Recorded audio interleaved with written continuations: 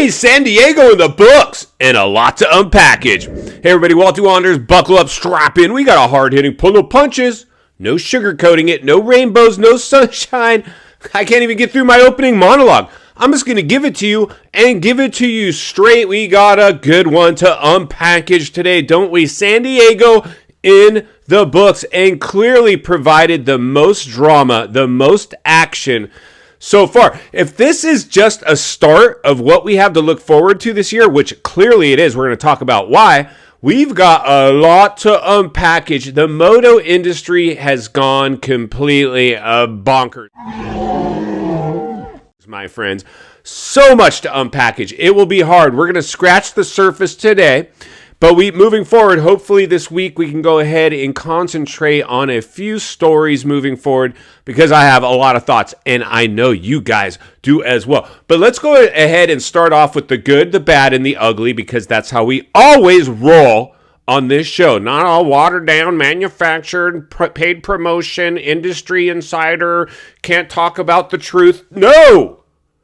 We're going to talk about the hard to talk about stuff here, man. That's the way we do it. So thanks to everybody who participates in this channel, in the comments, in the polling. Over on Instagram is where we do the majority of our bench racing. Jump over there as well. It's usually the place where I get the most involved with, but I love each and every one of you guys for continuing to participate in this very important channel. But let's go ahead and unpackage San Diego. First of all, whoo-wee, AP finally pulls this one up. Quiets the demons, dude. That last year when he threw it all away, that poor guy.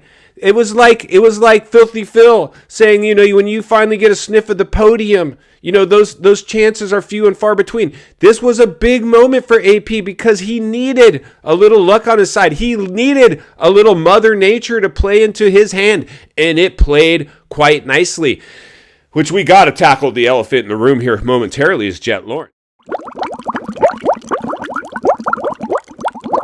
Jett Lawrence clearly has been inside the HRC bubble and not exposed to anything but the creme de la creme as people fall all over themselves and shower him with millions and millions of dollars. And no disrespect to Jett, we got to give the kid some room. He's going through some growing pains, it would appear. He showed a chink in his armor.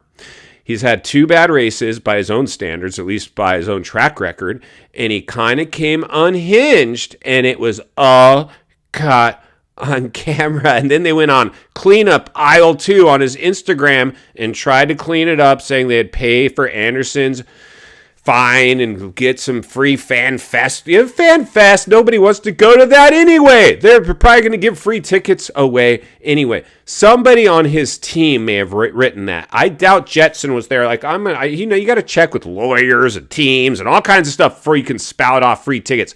This might have been a PR team jumping in there because most of these top athletes don't run their own social media. It's ran by somebody else. At minimum, maybe they're involved at some level by just like, hey, this is what we're going to post, or this is what we're posting, or you just sign here and give us the rights to post, and we have you all. You don't worry about anything. Whew, insanity. But AP, what a rad moment. What a rad win. What a great guy, because he's not, and no disrespect to the other riders, but they're so corporate and have been trained. I also want to thank Monster Energy, Yamaha, 100%, Thor. Blah, blah, blah. AP's just like, woohoo! He's like, that one took some berries out there tonight. Cowboy up. Everybody's chasing the cowboy now. That's what we want to see. Because Walty always likes to talk about back in the day. You see, we used to be full of Aaron Plessingers back in the day. That's pretty much all you had. And then with a couple little corporate Ryan Dungey type of guys, which is fine. If you don't have a personality, that's you can't do anything about that. But even Dungey was probably the most corporate guy I remember that comes to mind. And he even had at least some, authenticity about him. A lot of these guys are super watered down. We got to blow apart a lot of stuff moving forward. But the reality is this. That was a rad race through and through, because even though I would have liked the track to race a little better, We absolutely needed these last 2 rounds because it was about to become the Jett Lawrence show.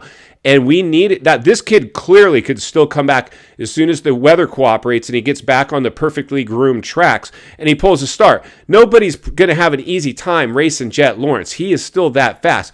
But definitely there's some quieting. We've quieted the kid down a little bit and he's got some stuff to think about. Now, let's go to second place. Cooper Webb. Cooper Webb does what Cooper Webb does. He's just back there riding his own race, and then somehow towards the end of the race, the dude just does not fade, and he in fact seems to get even a little faster. And there's a moment, we're going to try to tackle this again this week. Chase Sexton, cheap shot Chase, I don't know if it was on accident or on purpose, held Cooper Webb at the end up, which I'm kind of glad he did because I would have been kind of bummed for AP had Cooper Webb. It would have been exciting. I love seeing it happen, but we all wanted to see Aaron Plessinger get this win. We just needed him to get that one win, to get that monkey off his back. I don't know if he's going to get another one. If it's a mutter, clearly he's going to be talked about.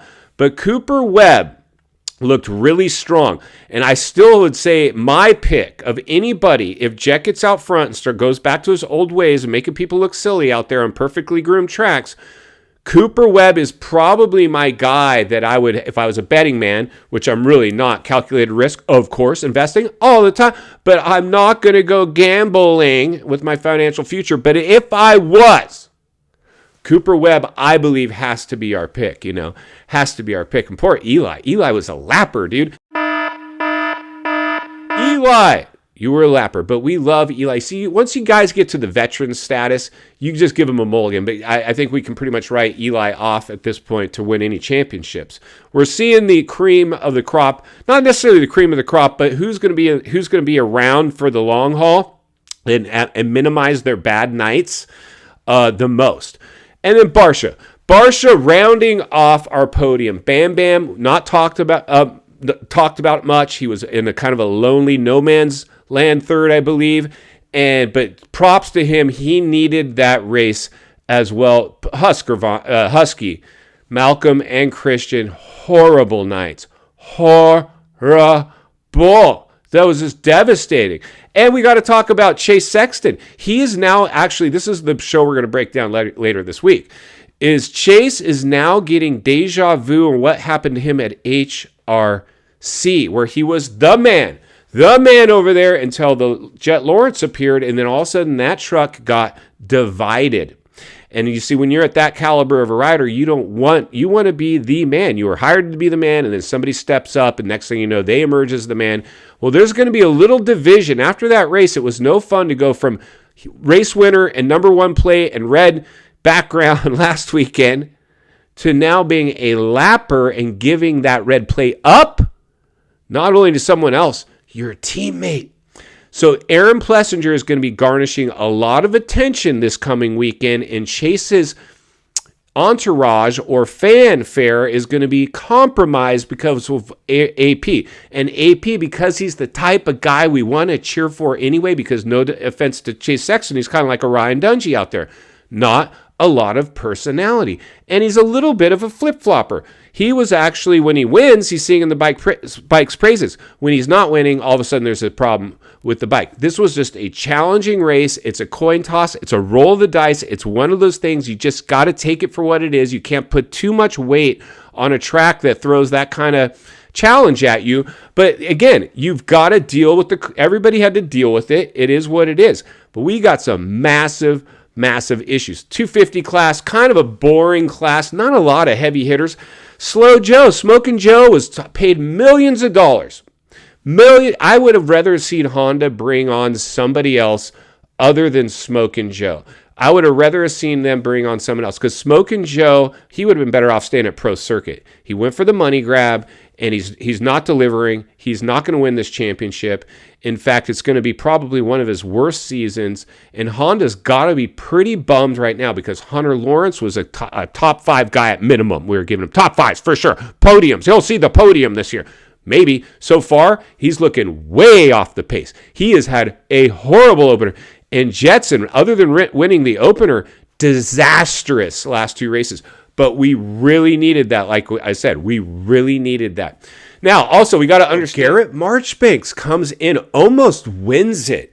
That was a great thing. He's a good dude. He started on factory equipment. He's gone the satellite route. It's all he can garnish. He's 6'1", a big old tank out there. Speaking of big old tanks, Benny Bloss, you see the shots?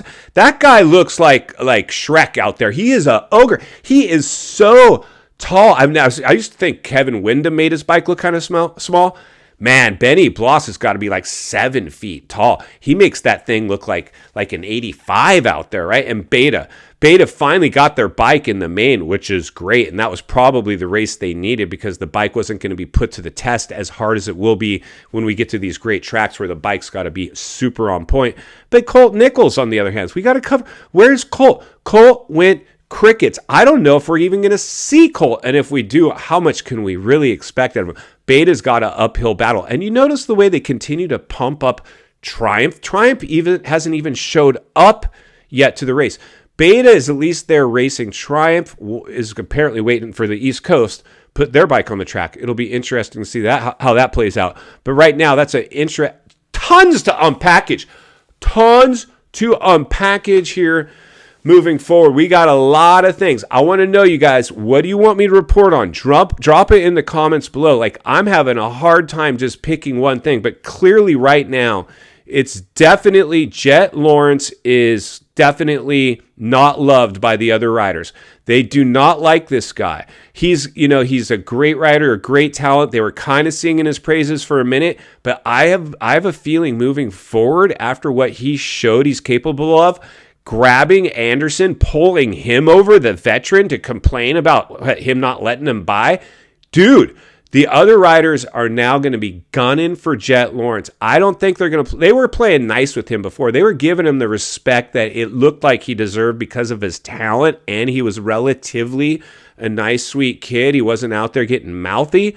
But after what he showed, and listen, we've all had our moment. I'm not saying that, hey, we should nail him to the cross or anything like that. But I'm saying that is something that he's gonna have to deal with. We've all made mistakes in our life and had to suffer some of its blowback. He won't regret it at some point, but he definitely doesn't want to do the same thing over, expecting a different result. He's gonna have to put this behind him and learn from it. That's the only thing. Like I said, I know on his Instagram, somebody posted there where it's trying to clean it up. We'll have to wait and see. It doesn't look good. I think the other riders are going to be pissed, and they're going to be pissed off. In final thoughts, I come to you as a friend, as a content creator, as a moto guy that wants to see you not only win on the track, off the track. Understand the waters you're swimming in now. Shark-infested San Diego, welcome to the swimming pool. You provided a lot of fireworks, a lot of drama, a lot of talk to talk about. Moving forward, we're setting the stage for quite possibly one of the most dramatic seasons we've ever seen. And for that, I'm very grateful, because I didn't want to see this cookie-cuttered, watered-down, over-manufactured, Wall Street infiltrated race season. We need to drain the swamp. This is going sideways right now in the industry. They wanted to paint this clean, squeaky clean picture of this sport to try to go mainstream. Like I've always said, you can't. This is extreme sports. Do whatever you want. You cannot solve that issue. Let it be a niche sport and an extreme sport. But in the meantime, Walty will be here to blow the lid off it every step of the way. Because it's not only what we need, it's in fact what we deserve. If you appreciate the content, I want to humbly ask you to give the video a like, subscribe to the channel, leave a comment below. I'd love to hear from you. Social media links in the description of this video if you'd like to follow me there, or find me on Walty Wanders MX on Instagram. If you enjoyed this video, you're going to love the next video, and there's an easy subscribe icon for your convenience. As always, thank you for your time. Don't go over the bars. I'll see you on the next video.